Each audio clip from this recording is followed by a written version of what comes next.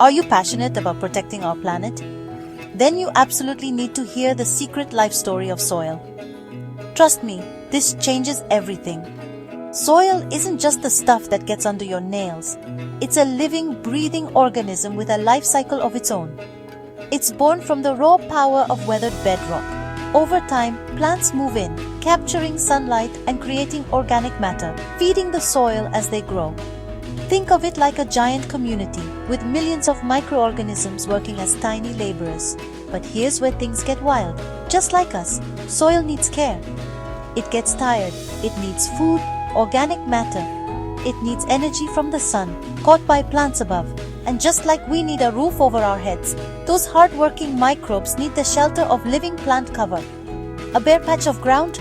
That's like leaving them out in a storm. If soil is left exposed and overworked, it can die, losing its ability to support life. But when we feed it, let it rest, and protect it with plants, it thrives.